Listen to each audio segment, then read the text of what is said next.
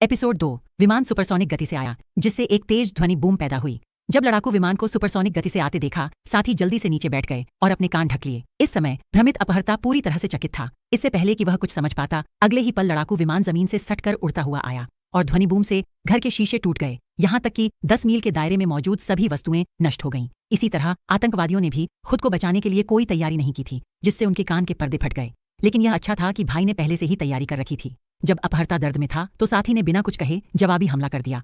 पलक झपकते ही उसने दुश्मन को खत्म कर दिया और जब वह उसे दफनाने गया, भाई ने हथियार उठाया और उसके पैर पर लगी लोहे की चेन पर निशाना साधा। ट्रिगर दबाते ही एक गोली से जंजीर टूट गई। इस समय भाई के बगल में मौजूद आतंकवादी ने पहले से ही उसके इजेक्शन डिवाइस को लॉक कर दिया था।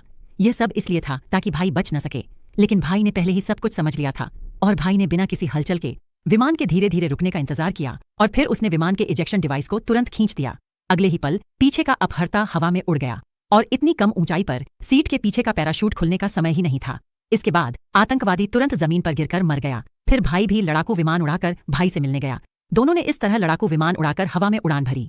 हालांकि जमीन पर मौजूद आतंकवादियों ने स्थिति को देखा और यह महसूस करने के बाद कि दोनों भागना चाहते थे, उन्होंने जल्दी से अपने आदमियों को बुलाया और उनका पीछा करने लगे। उन्हें पता नहीं था कि भाई भाग नहीं रहा था। इससे पहले कि वे होश में आते, भाई ने जमीन की ओर एक मिसाइल लॉन्च की। जैसे ही मिसाइल सुपरसोनिक गति से हवा में गुजरी, जब भ्रमित अपहर्ता चकित थे, अगले ही पल मिसाइल ने उसे मौके पर ही मार डाला और दूसरा लड़ाकू विमान भी नष्ट हो गया, जिससे उन्हें भागने का कोई मौका नहीं मिला।